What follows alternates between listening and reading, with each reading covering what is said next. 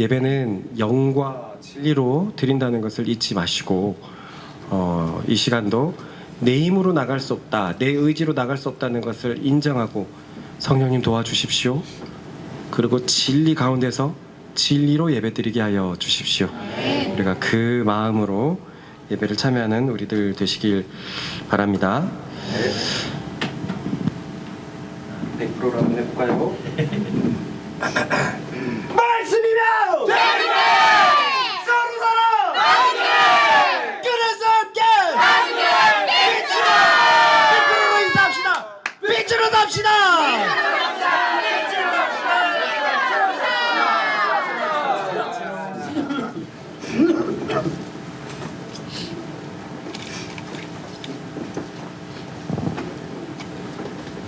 그래서 웃긴 결과가 났죠. 자기는 예배를 열심히 드려볼 거라고 이리저리 제스처를 취하는데 그것은 오히려 예배 방해되는 행위가 됩니다. 에이, 저 중심이 어떠냐라고 얘기하기에는요, 중심 얘기하기 전에 눈을 들어서 말씀을 주목하고 찬양 가사에 주목하고 그래야죠. 그래서 오늘도 말씀을 좀 잘 주목해 봤으면 좋겠습니다. 사실 이 부분의 설교가 저번 주도 그렇고 좀 어렵습니다. 이 십자가의 엄청난 그 행보를 앞두고 있는 상황에 있는 부분이기 때문에 빼놓고 설교하기도 뭐하고 넣고 설교하자니 이 주제를 한 주에 강력한 주일날 설교로 쓸 수 있는가라는 고민도 있고 그래서 고민하고 있지만 계속 제가 주일 설교 때 하려고 하는 부분은 성경이 뭐라고 말하는지 계속 보는 눈을 길러서 성경 말씀에 우리의 마음을 싣자라는 거기 때문에 혹 한 주의 설교로서의 어떤 그 감동의 깊이가 깊지 않을지는 모르겠지만 말씀을 보는 눈을 익히는 이 시간이 되었으면 좋겠습니다. 네, 그런 마음으로 우리가 좀 같이 보도록 하겠는데요. 우리는 지난주에 예수님이 잡히실 때의 기록이 요한복음과 공관복음이 조금 다르다라는 것을 봤습니다. 뭐 부딪힌다는 게 아니라 요한복음에서 얘기하고 있는 것은 공관복음서에서 얘기를 하고 있지 않고 공관복음서에서 얘기하지 않고 있던 것을 요한복음은 얘기하고 있다는 것을 봤어요. 또 그래서 꼭 있어야 될 것 같은 말씀이 빠져 있는 것도 우리가 보았고 뭘 이런 것을 집어넣지? 라고 하는 내용들도 들어간 것을 보았습니다. 그래서 우리는 하나를 눈치챘죠.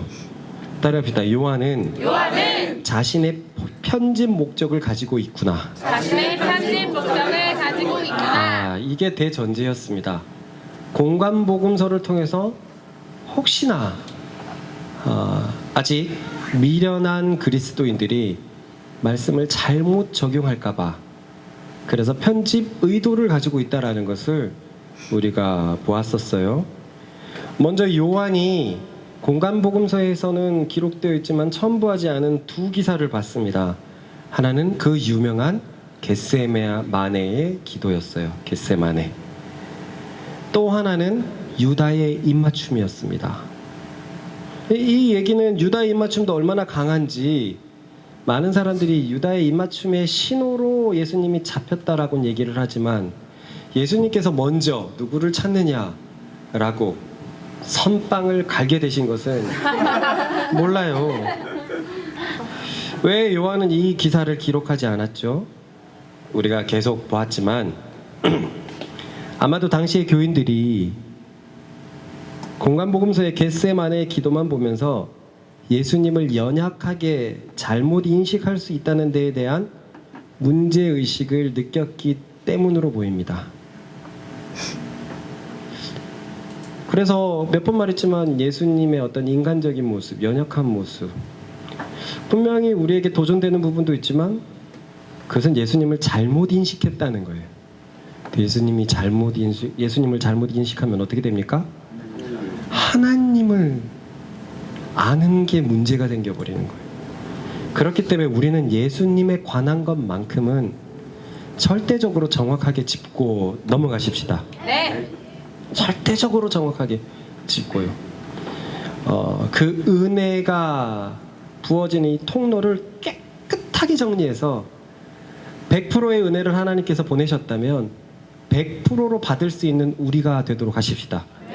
그런데 하나님은 100%를 보냈는데 우리가 그 예수님을 잘못 인식해가지고 예수님, 그 통로 되신 예수님을 왜곡되어 인식해버리면 100%의 은혜가 굉장히 왜곡되어서 쫄쫄쫄쫄쫄쫄 오기 때문에 이것이 진짜 안타깝더라. 그래서 사도 요한은 이러한 편집 의도를 가지고 이 겟세마네의 기도를 빼앗을 것이라 우리가 보았습니다. 그래서 유다의 입맞춤 기사도 빼버렸죠. 유다의 입맞춤 기사도 분명히 있었어요. 하지만 빼버린 이유는 무엇입니까? 마치 유다가 주도적으로 예수님을 넘겼다라는 인식이 있기 때문에 그렇습니다. 그래서 예수님이 하다가 잡힌 것 같은 느낌을 주기 때문인데 아니다. 그날의 정확한 기사를 통해서 예수님께서 능동적으로 주도적으로 이 모든 상황을 받아들이셨다라는 것을 우리가 보았습니다. 아멘. 반면에 원래는 몰랐던 사실인데 요한이 상세히 설명한 기사는 다음과 같습니다. 먼저 군병들에게 선빵 쳤다는 사실이에요. 누구를 찾느냐. 그래서 군병들이 나사렛 예수를 찾는다 라고 얘기했을 때 내가 그니라 라고 말했다는 이 사실이 삭제되어 다른 데는 없었습니다. 그런데 이때 예수님의 위험에 군병들은 뒷걸음을 치게 되고 그러다가 엎드려져 버렸습니다. 특히 이 대목에서 사도 요한은 내가 그니라 에서 에고 에이미를 사용했는데 그것은 요한복음에서 예수님이 자기 자신을 신적으로 드러낼 때 신적 계시의 자기 용법이었다는 것을 보았어요. 앞에서 7번이나 그렇게 예수님이 자기 자신을 그렇게 계시했기 때문에 여기서 가볍게 그 단어를 사용하지 않았을 것이라는 것은 분명합니다. 에고 에이미는 유대인들이 쉽게 사용할 수 있는 단어가 아니에요. 로마 군인들이 그럼 에고 에이미를 그걸 몰랐을 거 아닙니까? 유다와 함께 있는 사람들은 제일 선두에 섰던 사람들은 성전 경비병이었겠죠. 유다랑 말도 하고 대충 어떻게 그렇게 하려면 그들은 에고 에임이라는 단어를 굉장히 잘 알고 있었을 겁니다. 이 정확한 사실로 베드로가 누구의 귀를 자릅니까? 대제사장의 종. 누구의 종? 대제사장의 종. 베드로의 눈앞에 있었다는 거예요. 제일 앞에는 유다와 성전 경비병들, 대제사장의 종들이 있었다는 거예요. 그들은 내가 그니라 라는 단어에 놀라서 뒷걸음 치다가 뒤에서 밀려오는 사람들과 잼이 돼갖고 엎어졌다는 사실입니다. 이 공관복음서 기자들은 이게 그렇게 중요하지 않았다라고 생각했을 수도 있어요. 그냥 그들도 자신들의 편집 의도의 목적에 정확한 사실만 전해주려고 했기 때문에 많은 것들은 간추렸을 겁니다. 그런데 요한은 굳이 그렇게 중요해 보이지도 않는 이 장면을 넣은 이유로 예수님의 신적인 위엄을 지금 계속 보여주고 있더라. 그렇습니다. 우리 예수님은 그 십자가 앞에 신적인 위엄을 가지고 한 발 한 발 주도적으로 걸어가셨습니다. 아멘. 나를 앞에 두고 십자가를 지지 않으려고 인간적인 연약함, 죽음 앞에서의 연약함, 그것을 보인 것은 아니란 말입니다. 또한 베드로가 대제사장의 종인 말고의 귀를 자른 사건에서도 사도 요한은 다음과 같은 예수님의 말을 기록하고 있습니다. 세희야, 여기 집중해서 보자. 읽어봅시다. 시작. 예수께서 베드로더러 이르시되 칼에 칼집에 꽂으라. 아버지께서 주신 잔을 내가 마시지 아니하겠느냐 하시니라. 나는 이 말씀이야말로 사도 요한이 독자들에게 보여주려고 한 목적이라고 확실합니다. 공관복음서를 잘못 보면 예수님은 그 잔을 피하려고 한 것만 같은데 요한복음서에서는 아버지께서 주신 잔을 마시기 위해서 주도적으로 걸어가는 모습만 기록하고 있습니다. 혹자는 여기서 그럴지도 모르겠어요. 예수님이 그런 용기를 가진 것은 겟세마네의 기도 덕분이잖아요. 그 예수님의 위엄을 보여주고자 그 중요한 원인을 요한이 빼버린 것은 좀 아쉬운데요. 예수님이 잔을 마시게 된 것, 그 사실 공관복음서도 나와 있어요. 두려웠지만 하나님의 영이 와갖고 도왔고 그래 가자 하고 나서는 주도적인 모습이 보입니다. 당연히 보이죠. 같은 사건인데. 하지만 그 사건이 워낙 강조돼가지고 연약한 모습들에 사람들이 매몰돼 버리니까 그 뒤에 주도적인 모습이 안 보인단 말이에요. 그 뒤에 주도적인 모습. 우리가 마가복음 묵상할 때 기억납니까? 거기에 분명히 그렇게 써 있어요. 내가 그렇게 묵상했다 써놨습니다. 십자가를 향해서 주도적으로 걸어가는 예수님을 알 수 있다. 그런데 우리는 연약한 모습에 매몰되어 버려서 주도적인 모습을 자꾸 잊어버리고 예수님 나를 두고 왜 십자가 앞에서 왜 그러셨죠?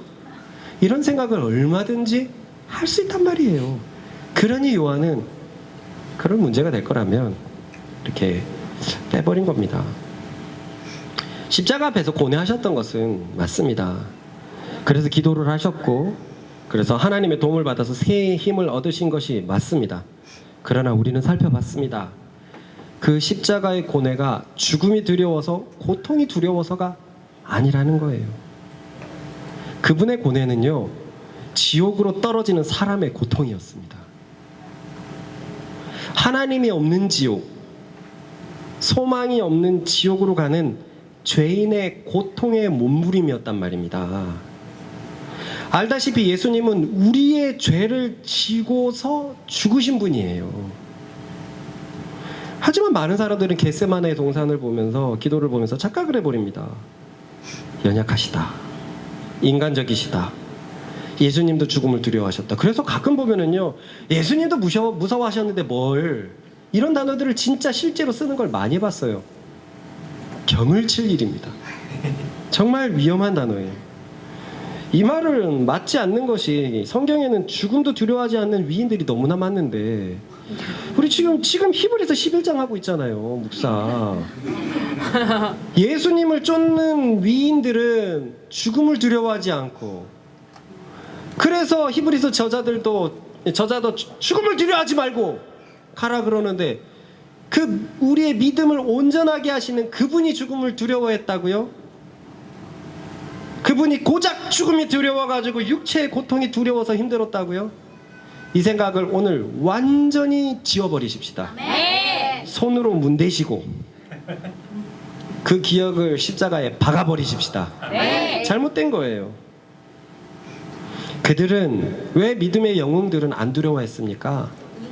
더 나은 약속이 있었어요. 근데 예수님은 더 나은 약속이 없었습니다. 예수님은 지옥으로 가셨어야 됐어요. 지옥으로 가셨어야 됐어요. 에이 거참 며칠 있다가 부활하면서 아니 예수님은 십자가상에서 오늘 네가 낙원에 있겠다고 하면서 이렇게 생각하는 사람들 주님이 꼭 좀 지옥에 보내봤으면 좋겠어요. 응? 오늘 밤에 주님께서 돌려보내시되 꼭 좀 지옥에 한번 떨어져 보세요. 시간도 멈춘 그곳에서 영원의 고통을 한번 받아 보십시오. 자신의 죄 때문에 아무런 희망이 없는 곳, 하나님을 불러도 전혀 느껴지는 바가 없는 곳에서 한번 지내보십시오. 그때도 그런 말을 할 수 있나? 그래서 그 구세군의 창시자가 그 구세군 대학을 신학대학교를 졸업할 때마다 여러분들이 4년 동안 복음에 대해서 배우는 것보다 저는 하나님께서 여러분들을 단 몇 초라도 지옥에 보내주시기를 바랍니다 라고 축사를 자주 했거든요. 저도 그 기도를 한 적이 있었어요. 그러면 정신 바짝 차릴 것 같아서. 근데 진심으로 하고 싶지 않습니다. 가끔 생각해보건데 소망이 없는 그곳에 있을 자신이 없습니다. 소망이 있다고 싶으면 있을 자신이 있는데 소망이 없는 자신에 조금도 있을 그 조금이 거기에는 영원이라니까요. 시간 바깥에 있다니까요. 영원이라니까요. 드래곤볼에 가보면 시간과 정신의 방이 있어요. 거기 들어가 보면은요 24시간이 1년입니다. 그런데 지옥은 안 그래요. 24시간이 1년이 아니라 몇 분이 영원이에요. 영원입니다. 오늘 저녁에 낙원에 있는 것이 우리의 시간 개념이지 거기에는 영원토록 있다가 나온 거예요. 그거를 감당할 수 있습니까? 저는 감당할 수 없습니다. 많은 신앙의 위인들이 죽어도 두려워하지 않았던 건 더 나은 약속이 있었는데 예수님은 없었다. 할렐루야. 네. 우리를 위해서 이걸 결정하신 거예요. 그 영원의 죄악으로 떨어지신 겁니다. 그러니 십자가 앞에서 어떻게 나를 버리셨습니까? 왜요? 그분은 철저하게 사람의 죄 때문에 하나님의 버림을 받고 지옥으로 떨어졌거든요. 그러니까 그분은 철저한 지옥으로 끌려가는 사람의 고통이었어요. 고통입니다. 지옥의 문 앞에서 로댕은 이렇게 있죠. 그것도 좋은데 한가롭습니다. 그죠? 그럴 수 있을까요? 지옥의 문이 얼마나 무섭고 그 안에는 무엇이 펼쳐지는지 막 소리가 들리고 아우성일 때 거기서 이러고 있을까요? 못하죠. 못하죠. 절대로 못하죠. 예수님은 지옥에 가셔야만 했기 때문에, 그렇기 때문에 그분이 그렇게 처절하게 괴로웠던 것을 봅니다. 그렇습니다. 사람의 모습을 보여주셨어요. 지옥으로 떨어지는 사람의 그 고통, 그것은 예수님도 너무나 두려워하셨다는 거예요. 전우자로 인사합시다. 지옥 가지 맙시다.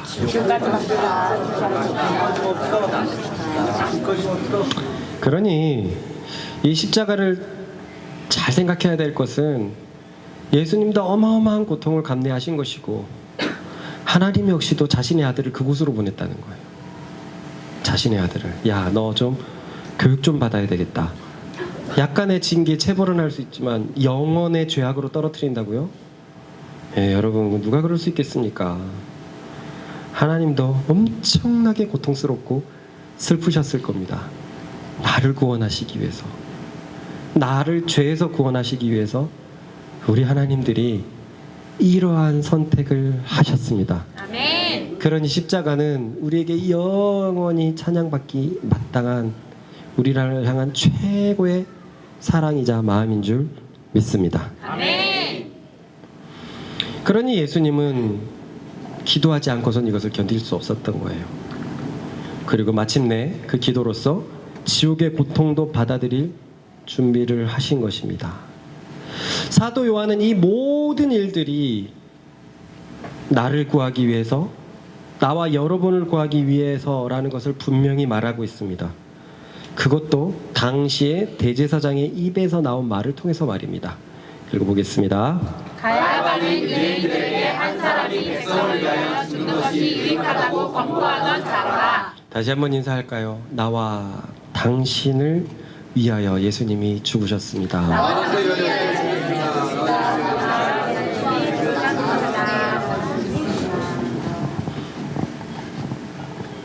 우리는 저번 주에 군인들이 그래서 예수님 스스로 이렇게 끌려가시기로 결정하신 예수님을 어디로 끌고 갔는지 보았습니다. 기범아 어디지? 땡! 상국이 어디지? 대제사장의 장인. 누구지? 장인의 누구지? 예. 재고 누구지? 담비 누구지? 네, 안나스입니다. 안나스. 수재공 두 번째는 뭐가 좀 다르네. 안나스입니다. 우리 같이 읽어보겠습니다. 시작. 이에 군대와 천부장과 유대인의 아랫사람들이 예수를 잡아 결박하여 먼저 안나스에게로 끌고 가니 안나스는 그의 대제사장인 가야바의 장인이라. 그런데 제가 안나스가 누군지 설명은 했잖아요. 전직 대제사장이었어요. 그리고 조금 더 공부를 해보니까 이 빌라도의 전임이 안나스에게 힘이 몰릴 것을 두려워해갖고 안나스를 대제사장에서 내리고 안나스의 아들들을 대제사장으로 돌렸어요. 그러니까 대제사장들의 아버지 대제사장인데, 근데 현재는 아들이 아닌 사위가 대제사장이 되었으니 이 집은 지금 완전 슈퍼 대제사장 가문이기 때문에 진짜 권력의 정점에 서 있습니다. 그래서 안나스에게 끌고 간 걸까요? 당시 대제사장이 있는데도? 아니에요. 목적은 바로 이것입니다. 읽어봅시다. 시작. 안나스가 예수를 결박한 그대로 대제사장 가야바에게 보내니라. 가야바에게 보내기 위해서 안나스로 끌고 왔어요. 안나스에게로. 뭐 때문일까요? 바로 위로 올라갈 수가 그래서부터. 네, 맞습니다. 비슷한 얘기인데 가야바가 현직 대제사장이기 때문에 형을 집행해요. 그렇기 때문에 안나스에게 끌고 가갖고 신문을 해가지고 형을 찾아내는 일들을 하려고, 그래서 이따가 대제사장에게 보내려고 지금 거기로 먼저 모인 겁니다. 근데 오늘 이따가 이걸 제가 설교 말씀에 못 적었는데 보면은요, 지금 이 타임테이블이 이렇게 되는 거예요. 6월절 저녁 만찬에 발 씻기고 같이 먹고 설교 전하시고, 그래서 뭐 한참 시간 나눴겠죠. 그 시간이 얼마나 꿈 같은 시간이었겠습니까? 예수님에게는 마지막 제자들에게 보낸 시간이었으니까.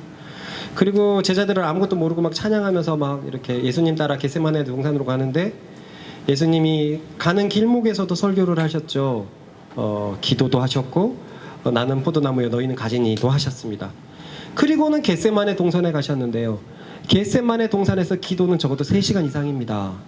너희가 나를 위하여 1시간도 기도하지 못하느냐를 3번 했거든요. 적어도 3시간 이상이에요. 그러면 뭐 저녁쯤에 식사를 하고 나온 시간 밤이면 한 9시, 10시, 중간에 또 그 설교도 짧지 않고 자정쯤에 겟세마네에 갔을 테고, 거기에서 3시간 정도 기도를 하다가 잡혀오고, 그래서 지금 아마 3시에서 4시 사이예요. 해가 뜨기 전 아주 새벽입니다. 왜 이렇게까지 합니까? 새벽에 왜 신문을 합니까? 누가 새벽에 신문을 해요? 또 좀 있다가 가야바한테 끌고 가려고 그래요. 무슨 이렇게 일사천리가 있습니까? 왜 그러냐면은요, 이게 갑작스럽게 진행된 일이기 때문에 그래요. 성경 기억합니까? 원래는 6월절이라 갖고 안 하려고 그랬어요. 6월절에 소독 날까 봐 안 하려고 그랬어요. 그런데 예수님의 그 행적을 기록한 날들 중에서 수요일만 기록이 없다라는 걸 기억하십니까? 제가 올바로 기억할지 모르겠네요. 토요일 날에 와가지고 토요일 날에 여리고에서 왔어요. 다윗의 자손 예수의 나를 불쌍히 여기소서 해갖고 바디메오를 고쳐주고 여리고에서 와가지고 베다니로 왔습니다. 베다니로 도착해가지고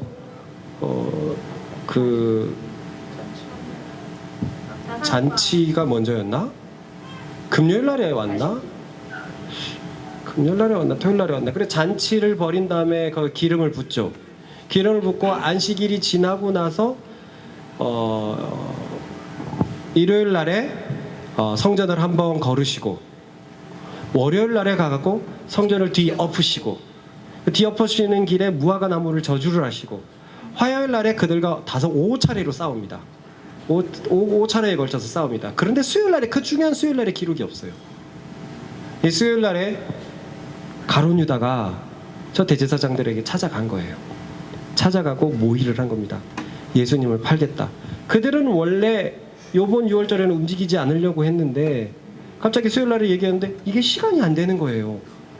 이 시간이 너무 짧았잖아요. 이제 금요일이면은 안식일인데 이게 가능한 일인가? 근데 유다가 내가 어디 있는 곳을 알겠다. 정확히 알려줄 테니까 신호에 맞춰서 이렇게 와라 해갖고 일사천리로 쫙쫙쫙쫙 진행이 되니까 위법 현장이에요. 누가 새벽에 신문을 하고 바로 이렇게 보내고 이럽니까? 그러니까 이들은 처음부터 끝까지 지금 잘못된 단추를 한 사람을 잡기 위해서 계속 이상한 짓을 벌이고 있는 상태입니다. 이해가 가죠? 네. 그래서 안나스에게 먼저 보내서 형을 확정할 수 있는 근거를 모으려고 하는 겁니다.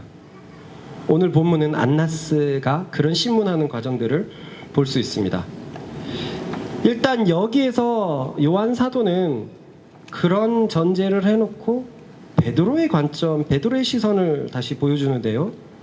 공관복음서를 보면 예수님께서 잡히실 때 제자들이 모두 도망쳤습니다. 도망을 쳤는데 베드로는 영 마음이 불편한 거예요. 그래도 나름 베드로는 기계를 보여줬습니다. 칼을 들어가지고 맞서 싸웠거든요. 그리고 자기는 자기가 생각해도 예수님에 대한 마음이 제일 크거든요. 그래서 다 도망가도 도망칠 수가 없었어요. 그런데 아마 이때 베드로가 막 엉격거려 도망치다 보니까 요한이랑 같이 도망쳤던 것 같아요. 자기들이 도망칠 줄 누가 알았겠습니까? 막 도망친 거죠. 그러니까 뭐 약속이나 뭐가 했겠습니까? 막 도망치다 보니까 자기 옆에 요한이 있던 겁니다. 그런데 요한은 뭐 슬기로운 선택을 했죠. 막 도망치는데 지는 너무 어린데 이 제자들 중에서 마지를 따라간 거예요. 즉 형도 있었는지 모르겠지만 따라간 겁니다. 그런데 이 요한은 아주 특수한 인맥을 가지고 있었어요. 그것은 대제사장 집에서 아는 사람과 아는 관계에 있었던 것입니다. 연희 정신 차리고 우리 같이 읽어보겠습니다. 시작. 시몬 베드로와 또 다른 제자 한 사람이 예수를 따르니 이 제자는 대제사장과 아는 사람이라. 예수와 함께 대제사장의 집 뜰에 들어가고 베드로는 문 밖에 서 있는지라. 도망가다 보니까 요한이 있는데 요한이 먼저 얘기했는지 어쨌는지 몰라도 야, 너 대제사장 집에 아는 사람 있잖아. 너 거기 들어갈 수 있잖아. 이게 생각이 났던 거예요. 그래서 베드로는 요한을 앞세워서 자기도 대제사장 집에 들어가려는 모험을 감수합니다. 자, 그럼 여기서 요한은 도대체 어떻게 된 인물이기에 대제사장 집에 드나들 수 있었을까? 여기서 질문이 또 하나가 생기는 게 있어요. 뭘까요? 야고보는 왜 안 갔어? 그럼 그 형도 그러면 알 텐데 형은 껌 좀 이쁘게 씹어 이 새끼야. 일진이야? 말씀 마음에 안 들어? 형도 그러면 알 텐데 어디서 짱 박혀갖고 어디서 뭘 하냐 이거예요. 일단 문화 하나를 한번 살펴봅시다. 어떻게 그 갈릴리의 촌놈이었던 요한이 예루살렘 정계의 핵심 인물인 지금 대제사장 안나스의 집에 아는 인물의 연계가 있을 수 있었을까? 그것은 당시의 문화를 보면 알 수 있는데요. 당시 갈릴리 호수는 아주 풍부한 어획량을 자랑했어요. 그래서 이제 부자들은 자기 식탁을 위해서 풍성한 이제 물고기들을 공급받을 수 있는 라인들이 아주 많았답니다. 라인들이 많았어요. 그러면 이스라엘의 권력의 정점에 서 있는 이 안나스는 얼마나 맛있는 이 산지 직송 특산품들이 가득했겠습니까? 저쪽에 대관령의 누궁화하고도 연결이 됐을 테고, 저쪽에 사해 소금과도 연결이 됐을 테고, 이렇게 되는데 하필 이게 아마도 야고보와 요한의 아버지 어부와 연결이 되었었나 봅니다. 그렇게 하면 이 상황이 모두가 이해가 되죠.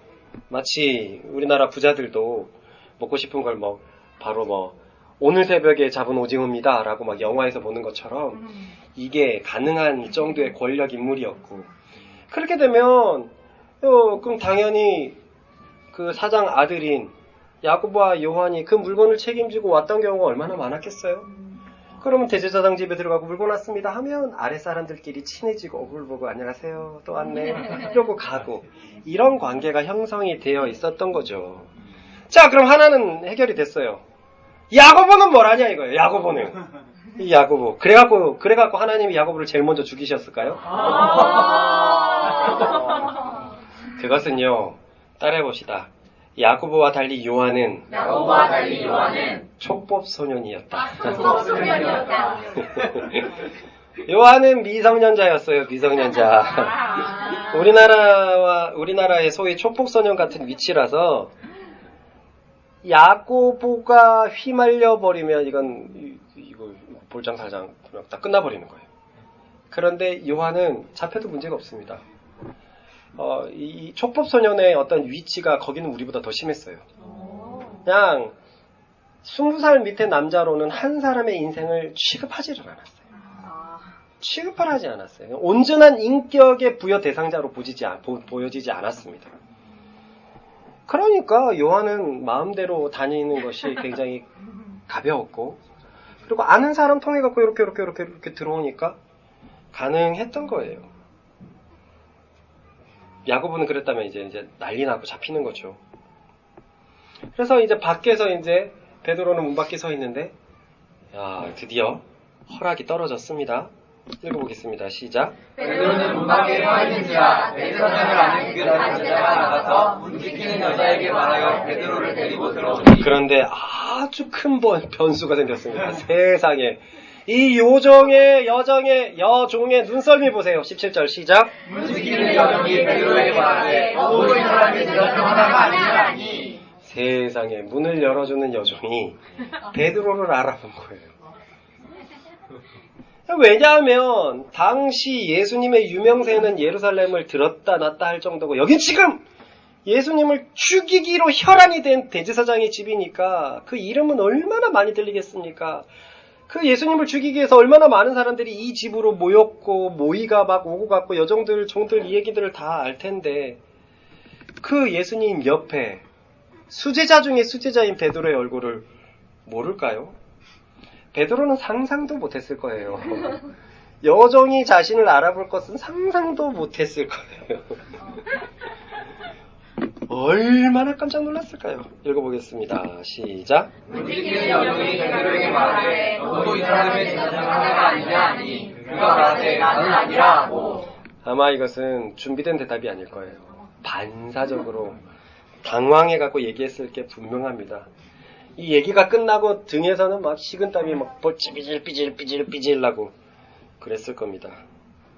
그래서 이 이후로 아직은 새벽이기 때문에 사람들 얼굴이 잘 안 보이고 횃불이라 가지고 또 그리고 지금 누가 지금 바닥을 비추고 있습니까?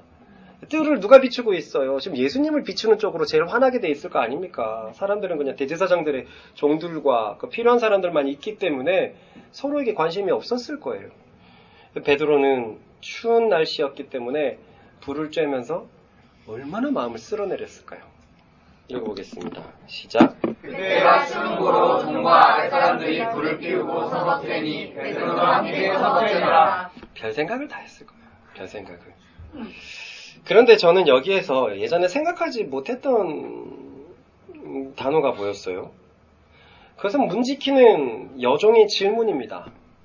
다시 그 질문을 한번 볼까요? 시작. 너도 이 사람의 제자 중 하나가 아니냐. 너도 이 사람의 제자 중 하나가 아니냐. 여기서 도의 의미가 무엇일까라는 생각이 들었어요. 도. 여태까지는 그냥 예수님을 따라다니는 제자 아니냐? 라고 받아들였어요. 이를테면 누군가가 잡혔을 때 너도 공범이잖아 라고 얘기하면 잡힌 사람과 이 사람을 지칭하기 때문에 이렇게만 바라봤어요. 그런데 여기서 너도가 예수님과 베드로를 말하는 거야? 아니면 제자들을 말하는 거야? 여태까지는 전자로만 생각했는데 후자일 수도 있겠다라는 생각이 들었습니다. 지금까지 후자라고 생각하지 못했던 것은 모든 제자들이 도망쳤기 때문에 그런 질문이 굉장히 어색하다고 생각을 했어요. 근데 생각해보니까 모두가 도망친 게 아니죠, 지금. 12제자 중에 지금 몇 명이 있습니까? 2명 있어요. 요한이 바로 여기에 있습니다. 그래서 혹시 이 여종이 요한과 같이 너도 예수와 한패냐? 라고 묻는 것은 아닐까? 이런 질문에 신빙성을 더하는 것이 이 여종이 베드로의 뭐를 알고 있죠? 이름. 얼굴을 알고 있습니다. 얼굴을 보고 말했잖아요.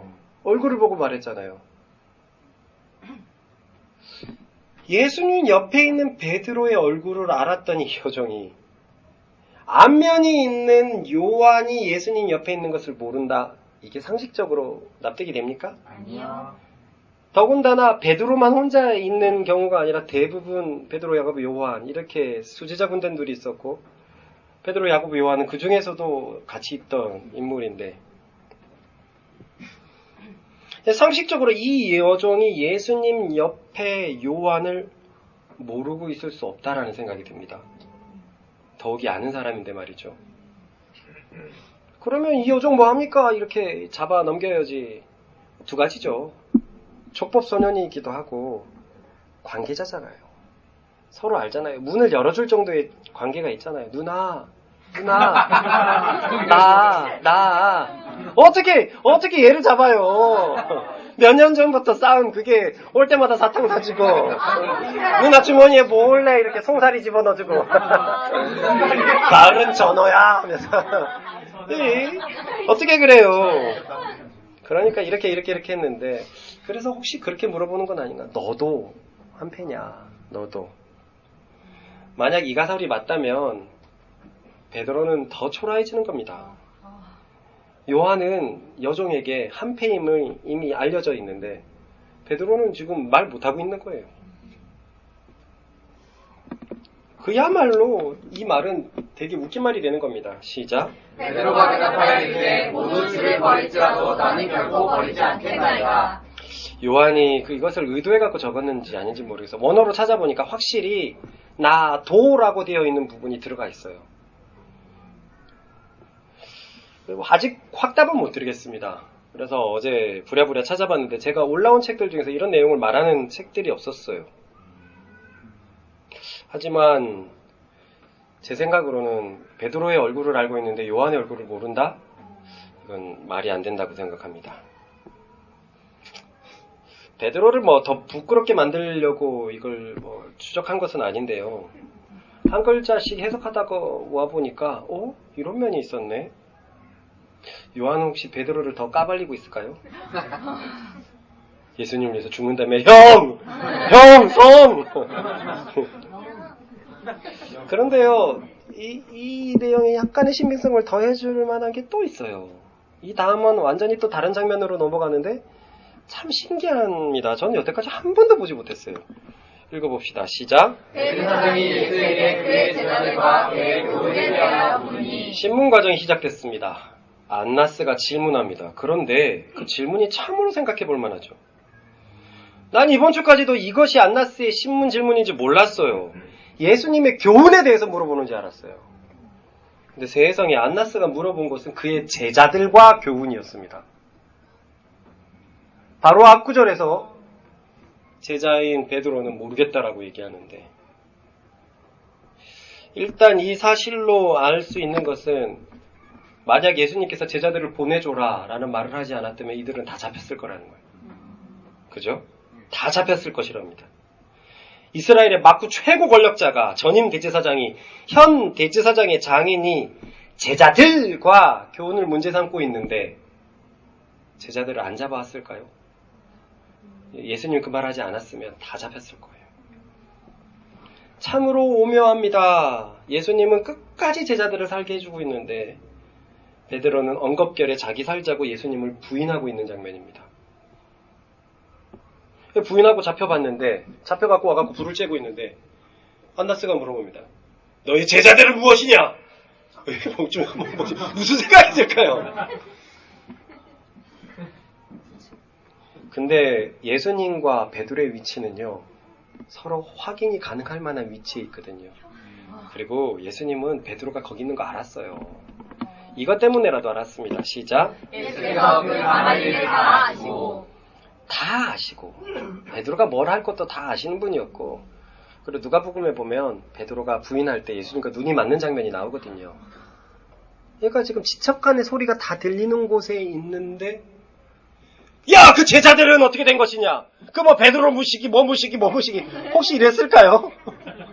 지금 기분이 어떻을까요? 예수님은 지금 눈앞에서 제자들에 대해서 신문을 당하고 있는데 자기는 지금 부인하고 있는 상황. 전 몰랐습니다, 진짜로. 그럼 일단 여기서 중요한 질문 하나 또 해결하고 넘어갑시다. 안나스는 왜 제자들까지 취조에 포함시켰을까요? 제자들이 뭘 했다고 말이죠? 그것은 구약에 보면은요, 거짓 선지자의 출현에 대해서는 율법에서 굉장히 막고 있어요. 거짓 선지자들은 돌로 죽이라라고까지 얘기를 하고 있어요. 그리고 지금 거짓 선지자 중에 우두머리인 예수님이 붙잡힌 겁니다. 그래서 신성 모독죄로 이제 잡아 가려고 해요. 문제는 예수님뿐만이 아니라 제자들에게도 이적과 기사가 일어났거든요. 문제는요, 특히 예수님의 기적 중에 백미는 오병이어란 말이죠. 그 기적은 경험한 자만 남자가 5천 명이 넘습니다. 단일 규모로서는 2만 명이 넘는 사람들이 한꺼번에 가장 많은 기적을 체험했어요. 자, 2만 명이 넘는 사람이 기적을 체험했다는 것은 그 기적 자리에 몇 명이 있었다는 겁니까? 2만 명이 넘는 사람들이 있었기 때문에 그렇게나 많은 사람들이 체험을 했다는 거예요. 그죠? 네. 왜 그렇게 많은 사람들이 예수님 주위에 있었을까요? 제자들이 이동해서 요한복음 6장에는요, 그 이유를 두 가지로 설명하고 있습니다. 한번 읽어보겠습니다. 시작. 그 후에 예수께서 디베랴의 갈릴리 바다 건너편으로 가시매 자, 여러분들은 2절만 읽을게요. 그 후에 예수께서 디베랴의 갈릴리 바다 건너편으로 가시매 큰 무리가 따르니 이는 병자들에게 하시는 표적을 자, 보았습니다. 첫 번째 이유입니다. 표적 때문에 큰 무리가 따르고 있습니다. 또 제가 읽을게요. 예수께서 산에 오르사 제자들과 함께 거기 앉으시니 마침 유대인의 명절인 유월절이 가까운지라 읽어봅시다. 시작. 읽어봅시다. 시작. 예수께서 눈을 들어 큰 무리가 자기에게로 오는 것을 보시고 빌립에게 이르시되 우리가 어디서 떡을 사서 이 사람들을 먹이겠느냐 하시니 네. 여기서 보면 이렇게 내가 문단을 딱 나누지 않은 건 한 화면에 보여주도록 하세요. 여기 보면은 이유가 두 가지가 있어요. 2절의 표적과 4절의 유월절입니다. 유월절이에요. 6월절이 되면 갈릴레부터 수많은 사람들이 예루살렘으로 같이 갔는데 사람들이 모여서 갔어요. 피난 행렬도 보면 다 같이 모여가는 것처럼 모여서 갔어요. 그래야지 안전하고 또 내려갈 때 덜 심심하잖아요. 굉장히 많은 수가 한꺼번에 이렇게 딱 움직이는 요 두 가지가 맞물렸어요. 이적과 유월절. 그런데 여기에서의 이적은요, 제자들의 이적이었습니다. 우리는 그걸 마가복음에서 묵상을 했던 적이 있어요. 읽어봅시다. 시작. 사도들이 예수께 모여 자기들의 행한 것과 가르친 것을 낱낱이 보아니 이르시되 너희는 따로 한적한 곳에 가서 잠깐 쉬어라 하시니 이는 오고 가는 사람이 많아 음식 먹을 겨를도 없습니다. 이에 배를 타고 따로 한적한 곳에 갈 때 그들이 가는 것을 보고 많은 사람이 그들을 줄 알았으나 모든 도로로부터 도보로 그곳에 달려와 그들보다 먼저 갔더라. 이 기억나죠? 사도들이 사역을 하고 돌아왔는데 사람들이 사도들을 따라서 엄청나게 모여들었어요. 그리고 이 뒤를 읽지는 않겠지만 36절을 보면 이게 오병이어로 이어지고 있는 바로 그 내용입니다. 요 바로 앞에 사도들에게 예수님께서 무엇을 하셨냐면 읽어봅시다. 시작. 12제자를 부르사 두씩 보내시며 더러운 귀신을 제어하는 권능을 주시고 제자들에게 가서 회개하라 선포하고 많은 귀신을 쫓아내며 많은 병자에게 기름을 발라 고치더라. 그래요. 복음 전파로 나갔는데 이들에게는 귀신 쫓아내는 권세가 있었고 병을 고치는 권세가 있었어요. 그러니 이들이 승전보를 외치는 겁니다. 돌아와서. 너무나 많은 사람들이 이 사도들을 따라왔어요. 그래서 6월절 무리와 더불어서 굉장히 큰 무리가 됐어요. 그러니까 지금 이스라엘에는 예수님뿐만이 아니라 예수님 제자들도 이러한 능력이 있다라고 하는 경험한 사람들이 너무 많다는 거예요. 그러니 안나스의 입장에서는 니네 제자들은 추궁하는 겁니다. 다 어디냐? 그것들도 이상한 짓을 한다며. 그것들도 무슨 묘수를 부린다며. 이런 장면에서 취조를 하는 것입니다. 상황은 예수님에게 아주 열악해 보이죠. 아주 불리해 보이는 것 같지만 하지만 예수님은 여전히 시종일관 같은 위엄을 가지고 계십니다. 읽어보십시다. 시작. 예수께서 대답하시되 내가 드러내놓고 세상에 말하노라. 모든 유대인들이 모이는 세상과 성전에서 항상 가르쳤고 은밀하게는 아무것도 말하지 아니하였거늘 어찌하여 내게 묻느냐.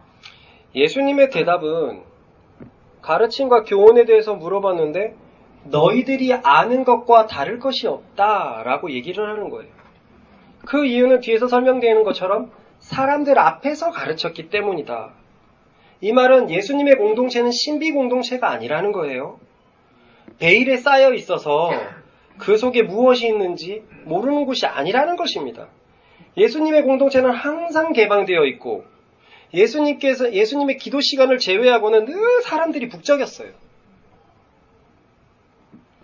혹자는 또 여기서 질문할 수 있습니다. 어떤 가르침은 제자들에게만 몰래 하신 것은 아닌가요? 라고 물어볼지도 모르겠어요. 그러나 그러한 가르침조차도 사람들 앞에서 말한 것의 심화형이지 특별하게 새로운 것들은 아니었다는 말입니다. 그렇습니다. 예수님은 은밀한 제자들과 은밀한 가르침을 나누지 않았어요.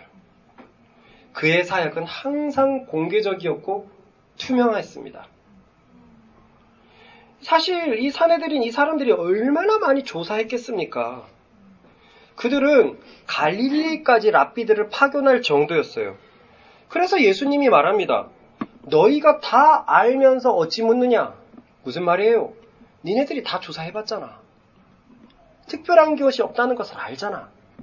알면서 왜 묻느냐? 읽어봅시다. 시작. 어찌하여 내게 묻느냐? 내가 무슨 말을 하는지 들은 자들에게 물어보라. 그들이 내가 하던 말을 아니라. 니네들이 다 알고 있으면서 이미 들었던 사람들한테 물어보라. 이런 얘기를 합니다. 그런데 이렇게 얘기를 하니까 이 태도가 거슬렸나 봐요. 물론 이 태도만 거슬린 게 아니라 지금 공간복음서를 보면 수시간에 걸쳐서 예수님을 취조하는데 죄거리가 안 나오는 겁니다.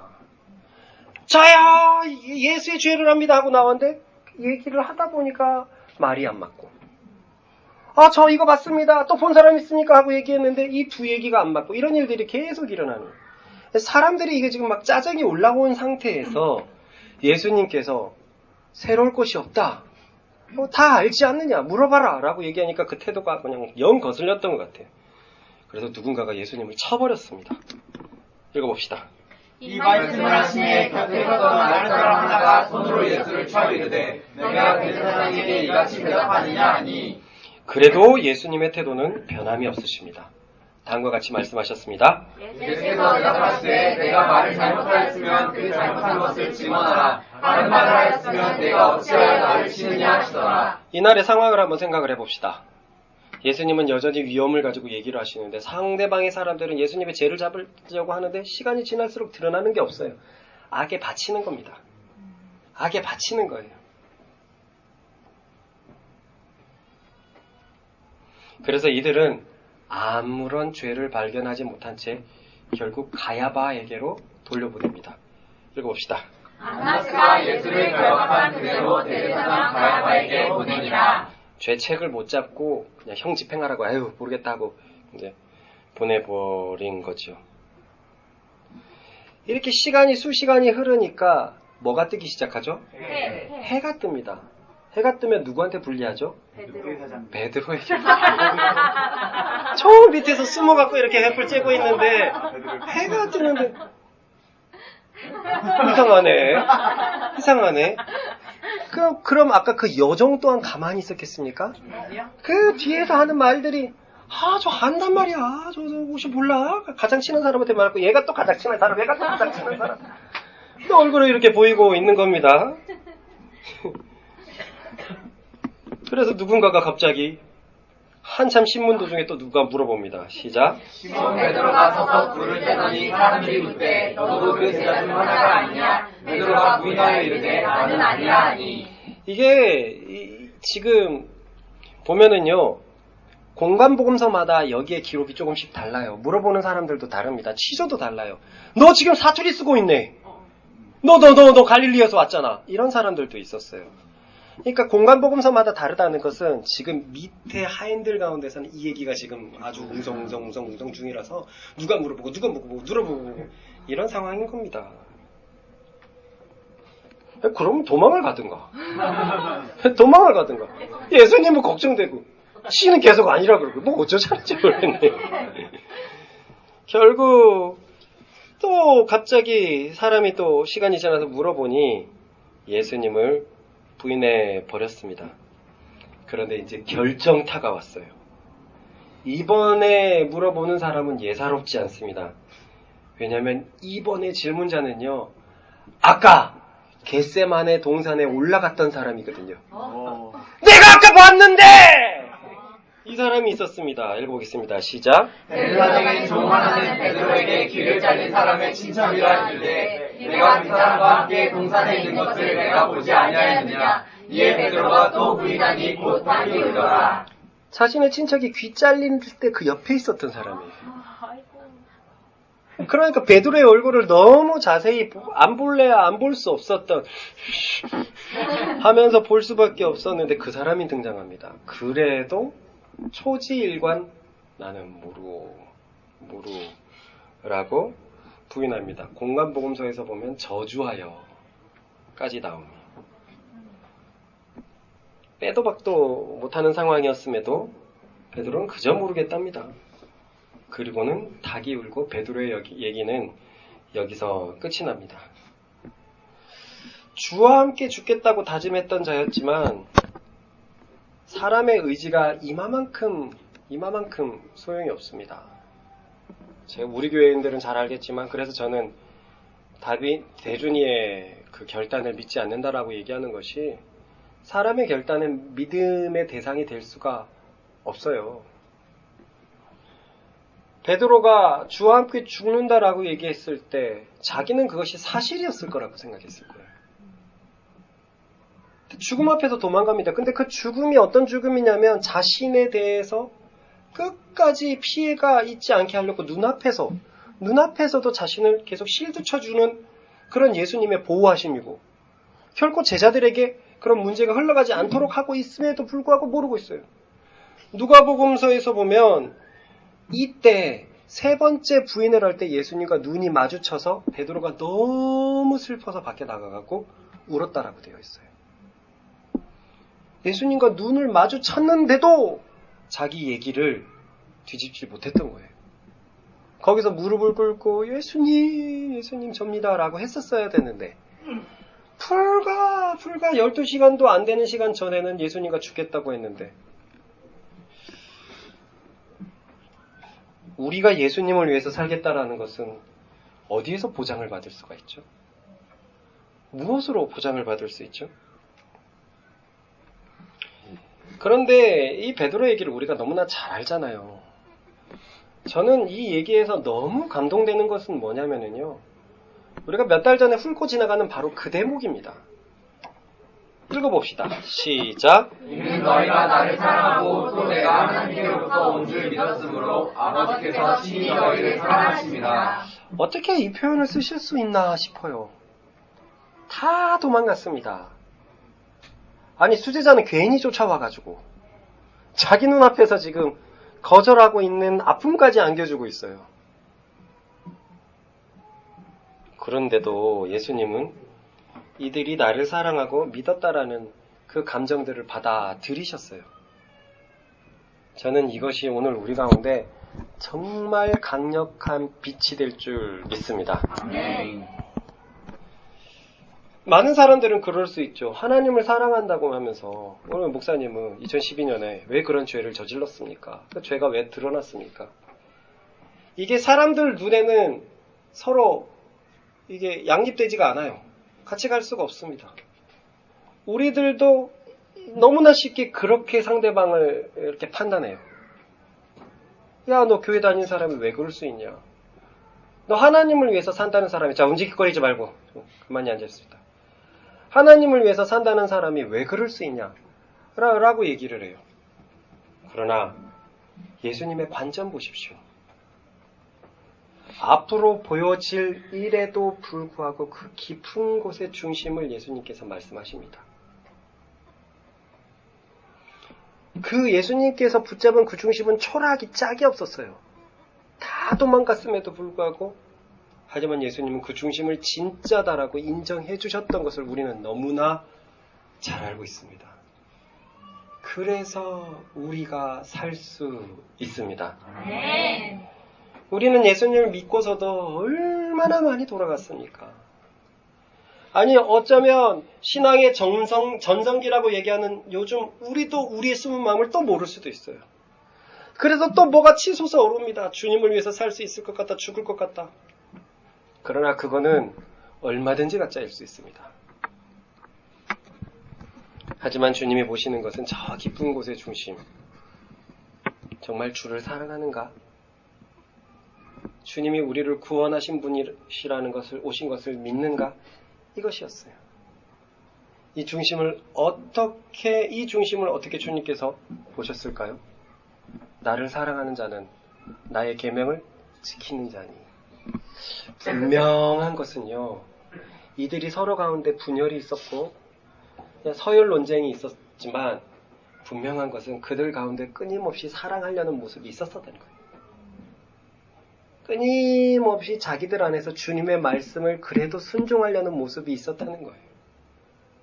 그것을 보고 주님은 자신을 사랑한다라고 받아들이셨고, 그렇기 때문에 여기 있는 모든 사람들은 주님의 말씀을 순종한 증거가 있어야 됩니다.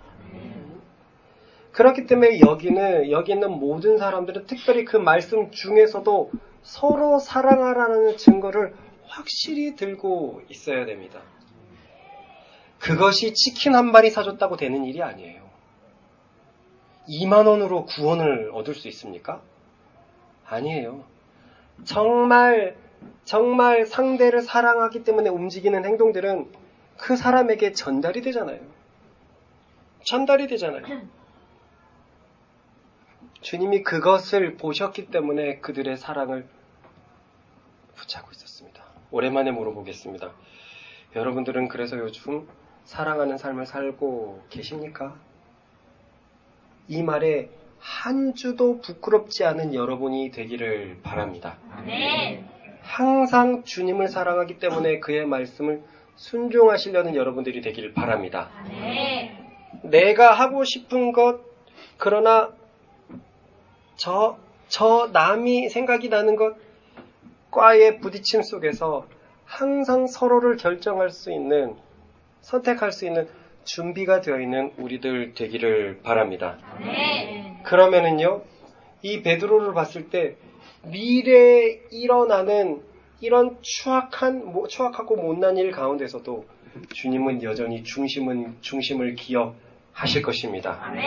그리고 우리는 이 미래가 어떻게 되는지 요한복음 21장에 너무나 잘 알잖아요.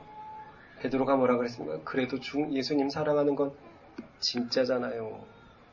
이 얘기, 이 증거를 모으시는 여러분 되기를 바랍니다.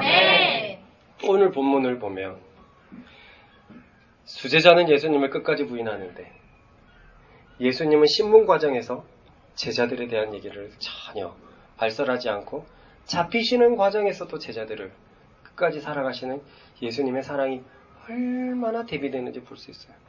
또 한편 당대 최고의 기득권인 사람들은 위법을 저지르면서까지 예수님에게 죄를 뒤집어 씌우려는 것을 보게 됩니다. 우리 같이 기도하십시다. 내가 못나도 그분이 온전하신 것이 얼마나 다행인지 모르겠습니다. 우리 똑같이 기도하십시다. 주님, 예전에는 베드로가 참 못나 보였는데 지금 우리 중에서 그 베드로를 탓할 수 있는 사람이 있을까요? 베드로와 같은 상황에서 그렇지 않을 수 있는 사람이 있을까요? 만약 제가 예수님이라고 했을 때 여러분들이 그러면은요, 그 뒤로 해결되고 난다도 평생 멍울이 남아있을 거예요. 그런데 예수님은 저와 같지 않거든요. 그분은 전능하신 하나님이시거든요. 전능하신 하나님께서 우리에게 사랑을 요구하고 계십니다. 그 사랑의 중심을 발견하시면 그분의 영원한 나라로 안전하게 우리의 구원을 인도하실 줄 믿습니다. 그러므로 주님을 사랑하겠노라고, 주의 말씀을 순종하겠노라고 우리 힘있게 목 놓아 기도하는 시간 되길 바랍니다. 주의 한번 외쳐같이 기도하겠습니다. 우리 둘째 정도를 보면은요, 음식을 먹을 때 내가 옆에 있으면 항상 나한테 뭔가를 줘요. 물론 지가 맛있는 건 있으면 되게 조금 주고, 맛없는 거나 안 그렇지 않은 건 많이 주고 그러는데, 어느 순간 보니까 항상 옆에 있는 아빠를 챙기더라고요. 그걸 챙기면 아빠가 칭찬하는 걸 알기 때문일까요? 그 정도 자아가 아직 오진 않았어요. 본성적으로 사랑하는 사람이니까 아끼는 거예요. 사랑하는 것은 마음으로 하는 행동인데, 정도의 마음속에 아버지가 있구나라는 것을 느끼고 되게 사랑을 느낍니다. 그렇습니다. 주님을 사랑하면 우리의 마음속에 그 사랑이 있고 그 사랑이 전해지게 돼요. 그 행동들이 모여서 주님께서는 네가 나를 사랑하구나 라고 얘기를 합니다. 조금 더 세분화시켜서 기도하십시다. 주님, 서로 사랑하는 내가 되게 하여 주십시오. 왜냐하면 주님을 사랑하기 때문에 그렇습니다. 행동 하나하나에 의미를 두는 것이 아니라 내 마음으로부터 먼저 움직일 수 있는 내가 되게 해달라고 우리 같이 주여 한번 외쳐 기도합니다.